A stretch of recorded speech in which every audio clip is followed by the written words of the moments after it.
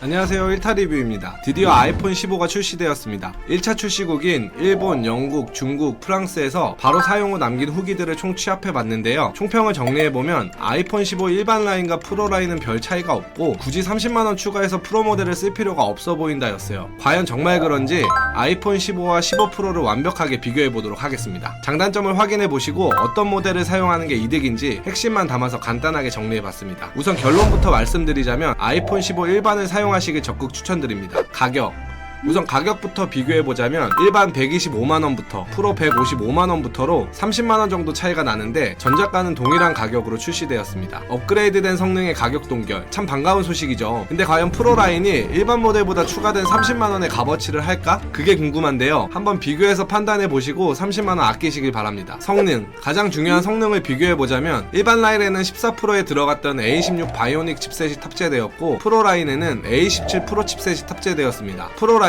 CPU는 최대 10%, GPU는 최대 20% 정도 빨라졌고 일반 라인보다 고효율의 그래픽 처리 능력과 에너지 효율을 제공하기 때문에 고사양 게임을 즐겨 하시는 분들에겐 좋은 성능일 텐데요. 근데 딱히 고사양 게임을 즐겨 하지 않는 일반인 분들에게는 사실 크게 의미 있는 부분은 아닌 듯 싶습니다. 그리고 프로 라인에는 일반 라인에는 없는 발열 이슈가 있는데요. 일반 라인은 14 프로에서 이미 검증된 칩셋을 사용하여 문제가 없지만 프로 라인은 높은 성능을 이용하기도 힘든 발열 문제가 자리 잡고 있습니다. 발열 테스트 결과 아이폰 시리즈 중 가장 발열이 심한 것으로 나타났는데 프로 라인은 최대 48도까지 열이 치솟았다고 합니다. 좋은 성능의 폰으로 게임 좀 하려고 하는데 너무 뜨거워져서 불안하다면 이 좋은 칩셋이 과연 의미가 있을까요? 그 외로 네임드랍, 연락처 포스터, 스탠바이 모드, 스티커 만드는 기능 등 신기능들이 추가되었는데요. 이 모든 기능을 일반 라인에서도 동일하게 이용 가능합니다. 디자인, 컬러부터 살펴보면 아이폰 15는 핑크가 추가된 핑크, 옐로우, 그린, 블루, 블랙 5가지 컬러로 후면이 유광에서 무광으로 바뀌어 더욱 고급스러워졌고요. 파스텔 톤의 컬러 인퓨즈가 들어가면서 이전과는 확 달라진 아이폰 감성으로 돌아왔습니다. 디자인적으로 가장 큰 변화는 전면 디스플레이 M자 타입 모형 노치가 사라지고 프로 라인에만 존재했던 전면 다이나믹 아일랜드로 바뀌었다는 점입니다. 다이나믹 아일랜드로 변경되니 전면만 딱 놓고 보면 프로 라인과 정말 흡사해졌습니다. 아이폰 15 프로는 내추럴, 블루, 화이트, 블랙 4가지 기본 색상으로 전작인 14 프로의 컬러 딥퍼플, 골드, 실버, 스페이스 블랙과 비교해보면 흑백 컬러로 심플해진 느낌입니다. 후면은 표면 질감을 살린 무광 글래스 소재이고 옆면 테두리가 유광 스테인레스에서 티타늄으로 바뀌어서 프로 특유의 고급스러움은 조금 사라졌습니다. 또 하나의 단점으로는 티타늄 소재가 유분에 약해서 측면 버튼 부분이 변색되는 문제가 있고 기스나 스크래치도 더 잘 난다고 합니다. 또한 티타늄이 아이폰에 적용된 건 처음이라서 아직 피드백이 부족한 만큼 실용성 면이 정확히 증명되지 않았다는 점 또한 참고해야 할 듯 싶습니다. 두 라인 모두 각진 프레임이 아니라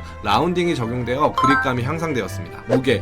무게는 아이폰 15가 171g, 아이폰 15 프로가 187g으로 아이폰 14 프로가 206g이었다는 걸 생각하면 프로가 스테인레스에서 티타늄 소재로 바뀌면서 20g 정도 줄어들면서 전 모델과 비교했을 때 확실히 가벼워졌지만 카메라가 하나 더 많기 때문에 일반 라인보다는 조금 무겁습니다. 스위치 업데이트, 프로 라인의 장점으로는 이번에 새로 추가된 동작 버튼이 있는데요. 일반은 음소거 설정만 되는 딸깍이 형태의 스위치지만 프로 버전은 커스텀 사용이 가능한 액션 버튼이 들어가서 편리한 사용이 가능해졌습니다. 무음 모드, 집중 모드, 카메라, 손전등, 음성 메모, 번역, 확대기, 단축어, 손쉬운 사용 등 직접 지정한 동작으로 빠르게 넘어갈 수 있어서 잘 사용하면 편하실 수도 있지만 후기를 들어보면 위치가 너무 애매해서 자주 쓰기는 어려울 것 같다는 의견이 많아서 호불호가 있을 듯 합니다. 충전 포트, 그리고 아이폰이 라이트닝을 버리고 드디어 C타입이 적용되었습니다. 케이블 하나만 있으면 맥이나 아이패드 충전도 가능해서 굉장히 편해졌는데 여기서 또 한 번의 전송 속도 끝나누기를 했습니다. 일반 라인은 USB 2.0 속도, 프로 라인은 USB 3.0 속도를 지원해서 데이터 전송 속도가 약 20배 정도 차이 난다고 합니다. 하지만 고용량 영상을 자주 촬영하시고 자주 전송하시는 분들은 또 모르지만 일반적으로는 빠르고 편한 에어드랍을 사용하시는 분들이 많고 데이터 옮길 일이 별로 없어서 큰 의미가 없다고 생각됩니다. 그리고 기본으로 제공되는 케이블은 USB 2.0을 지원해서 별도 케이블을 구매하지 않으면 결국 차이는 없다고 하네요.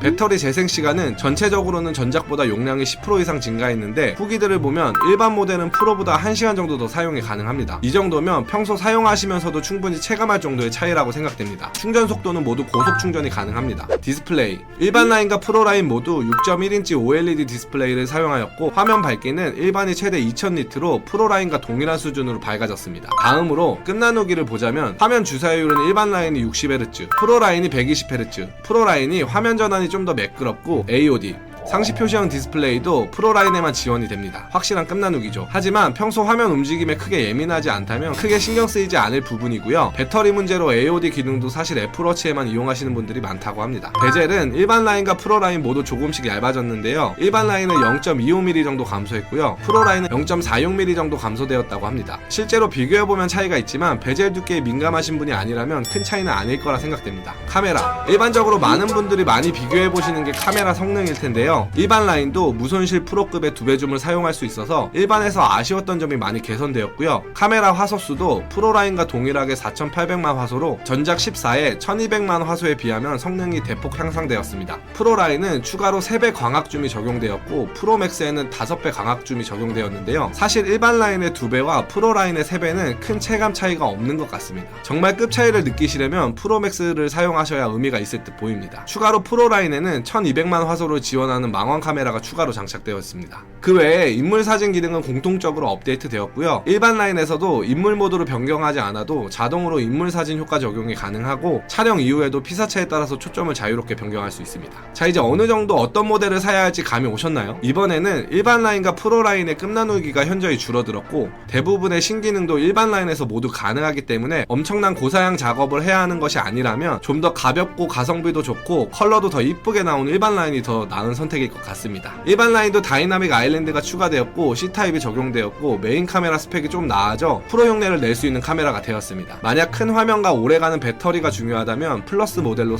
선택하시고요. 만약 동작 버튼 같은 프로에만 있는 새로운 기능을 써보고 싶고 AOD 기능, USB 3.0 속도, 120Hz의 부드러움과 전문가 수준의 높은 성능을 원하신다면 돈을 조금 더 투자하시더라도 프로 라인을 고려해보실 수 있을 것 같아요. 근데 발열 문제나 티타늄 소재의 사용으로 인해 유분이 잘 묻고 변색도 있을 수 있다는 부분은 어느 정도 감안하셔야 할 듯 싶습니다. 마지막으로 보시기 편하게 스펙표 정리해봤고요. 잘 비교해보시고 나에게 잘 맞는 모델로 구매하시면 좋을 듯 싶습니다. 최저가 링크는 아래에 걸어놓을 테니까 여기서 가장 저렴하게 구입하셨으면 좋겠고요. 제 채널 운영에도 많은 도움이 됩니다. 궁금한 거 있으면 언제든지 댓글로 남겨주시고요. 오늘 준비한 영상은 여기까지입니다. 더 좋은 영상들 많이 준비 중이니까 구독과 좋아요, 알람 설정 부탁드립니다.